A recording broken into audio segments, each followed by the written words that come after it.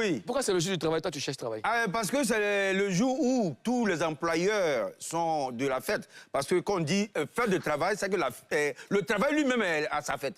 Par exemple, on dit c'est ton anniversaire, forcément tu as ton anniversaire. Voilà, c'est ton mariage, forcément tu as la fête de ton mariage. Bon, sauf peut-être le défunt qui est quelquefois rare dans les funérailles, puisque c'est sa photo qui est représentée. Donc, ce jour-là, c'est le jour du travail.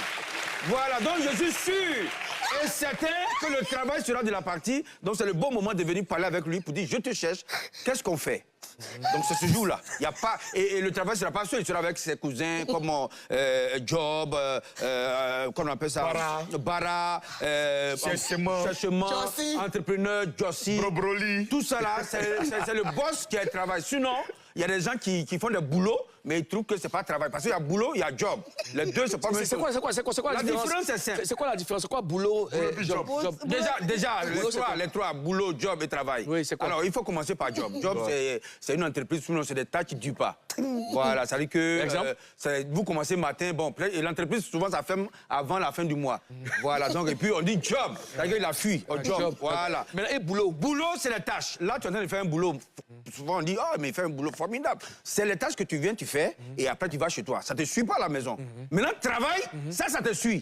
Tu es né avec souvent, et c'est ton identité. Par exemple, toi, non, la platine, c'est ton travail, quoi, tu vois. Et lui, il aime manger, c'est son travail. Voilà. La Mimi a mangé. Oui. Bon, toi, tu n'aimes pas te laver, c'est ton travail. Ça te suit, en fait. Voilà. Donc, c'est ça qui veut. Le travail, quand on te voit de loin, on sait que c'est ça que tu... Mais Karina. Quoi? Elle connaît son travail, elle-même, c'est... Voilà. D'accord, on y va. Mais maintenant, pourquoi tu sais ce travail? Humoriste, là, c'est pas travail, ouais. Non, humoriste, c'est pas travail, c'est un don. Le don et puis le travail, c'est pas la même chose. Si on se basait, si tout le monde savait que le don n'est pas travail, personne n'allait sortir pour aller travailler. Parce que quand tu parles beaucoup, tu parles mieux, que tu parles bien comme Ozone, c'est un don, donc tu n'es pas obligé de dire non, je cherche travail. Tu peux te mettre chez toi, tu parles dans un micro. Mais tu as fait un travail. Mais seulement que la différence, c'est qu'on ne va pas te payer. C'est là qui fait la différence. Parce que souvent, les gens, on voit des travaux, on ne les paye pas, ils trouvent qu'ils ne travaillent pas. Tu te lèves le matin, tu laves ta douche. C'est un travail. Alors, mais comme on ne t'a pas payé, tu considères que ce n'est pas un travail. Pourtant, tu payes des gens, amen, pour travailler. Ouais. D'accord. Voilà. Des Perpignan, moi je veux savoir, toi qui maîtrises le monde du travail, c'est quoi un CV? Alors, un CV, c'est, je pourrais dire, qu'on appelle ça une présentation que tu n'aurais dû pas donner. Ah, et pourquoi? Oui. Tu n'aurais pas dû. Tu n'aurais pas dû donner, parce qu'au fait, à la base, c'est ça. C'est-à-dire que quand on te demande le CV, il ne faut pas donner réellement ce que tu as comme compétence. Il faut donner à peu près ce que tu as. Parce que quand on dit, par exemple... Mais attends, je te dis. Parce que si tu dis que tu as un master et que l'employeur n'a pas de master, tu vois que tu as dit une vérité qui va te condamner. Or, tu dis que non, j'ai un bac, pendant que tu as le master, tu peux avoir le boulot. Et attention, parce que quand on dit bac plus 8, cela veut dire quoi? Ça veut dire que tu as le bac et tu as 8 ans d'expérience, peut-être dans certains domaines. Mais comment quelqu'un qui peut travailler pendant 8 ans, par exemple, on dit, Moulougou a travaillé ici pendant 8 ans, et puis il se retrouve au chômage. C'est qu'il a dû vouloir quelque chose. Il a dû faire quelque chose de mauvais. C'est pour ça qu'on l'a envoyé au chômage. Or, le chômage, c'est pas lorsque tu ne travailles pas. C'est lorsque tu as travaillé et que tu as été renvoyé. Sinon, quand tu n'as jamais travaillé, on dit « je suis désœuvré ». Alors, des Perpignan, je veux savoir comment faire un bon entretien d'embauche pour obtenir le boulot. C'est la vérité. Il faut dire la vérité à celui qui va t'embaucher parce que souvent, il y a des gens qui mettent anglais, parler, écrit. Bon, toi-même, tu sais que parler là même, il y a un problème dedans. Écrit encore, il y a un problème dedans. Et puis souvent, les gens disent non, il faut être bien habillé pour venir à l'entretien. Bon, si le gars il avait l'argent, pourquoi il allait chercher travail? Donc il faut que ton aspect, on doit savoir que tu en as besoin. Tu vois. C'est pour ça que moi j'aime bien les vétérinaires que les docteurs. Parce que le docteur, nous tous on a fait les troncs communs, hein, on a fait 8 ans de médecine.